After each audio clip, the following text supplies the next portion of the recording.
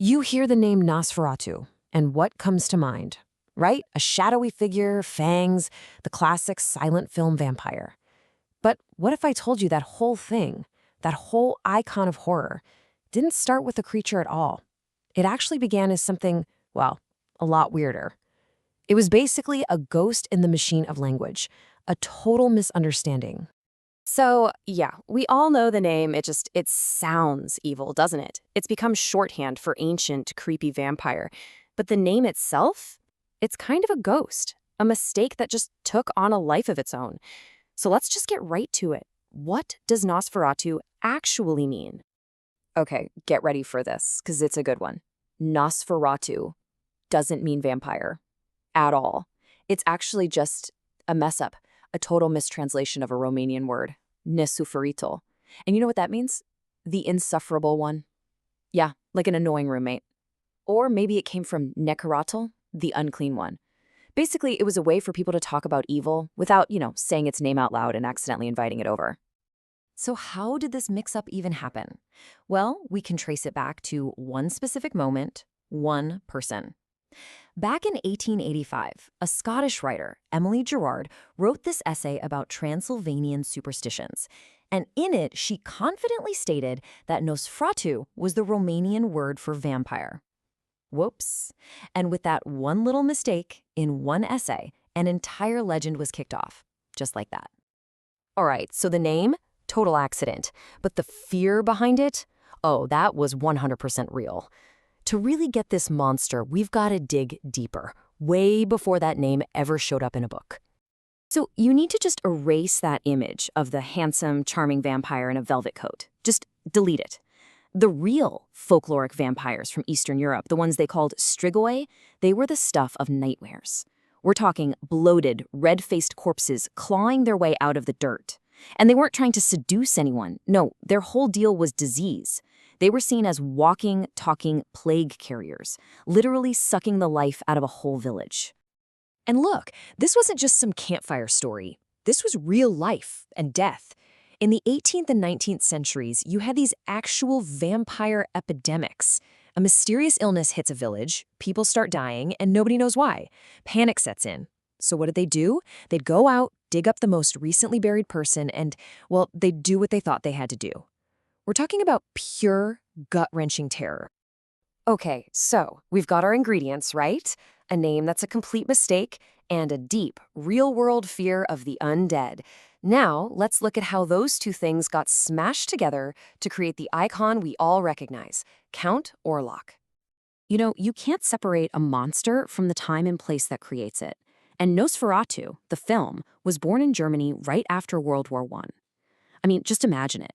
The country was completely broken, haunted by the death of millions, and absolutely terrified of, well, of everything. Disease, foreign threats. It was the perfect storm, just the right kind of darkness for a monster like this to crawl out of. But the specific spark? It came from this one bone-chilling story. The film's producer, a guy named Albin Grau, was a soldier during the war.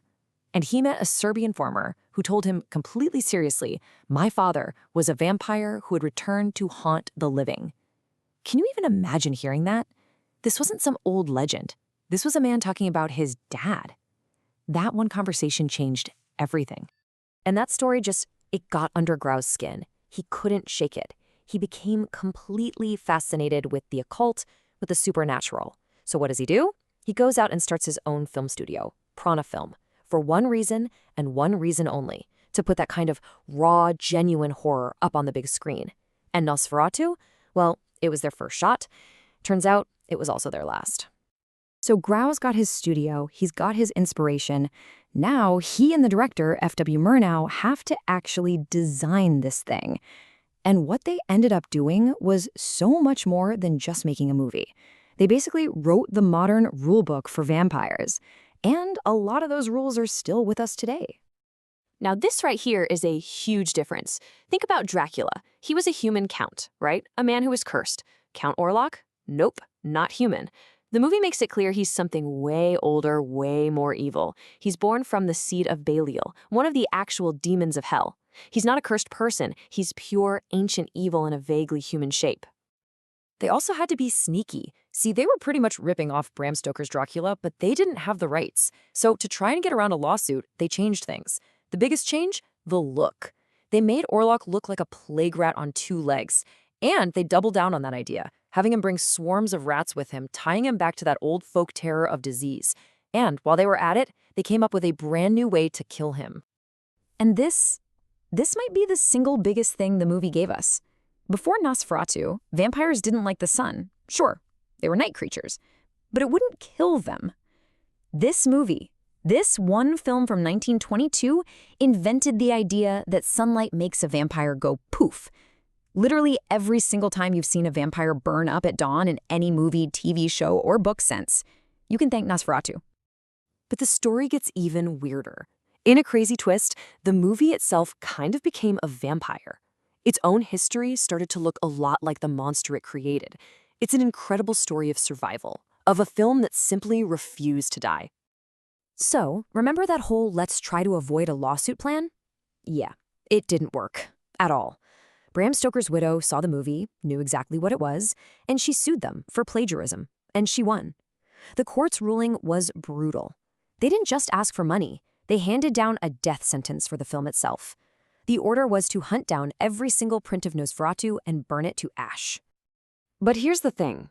Just like the plague Orlok brought with him, the film had already spread too far, too fast. You can't just kill an idea. A few illegal copies had already been smuggled out of the country.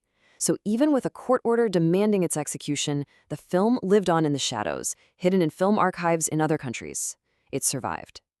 So when you boil it all down, what is Nosferatu? He's not just one thing. He's this incredible mashup, this perfect storm of weirdness. You've got a word somebody misheard, a terrifying ghost story from a Serbian farmer, the shared trauma of an entire country, and a movie that had to literally fight for its life in court.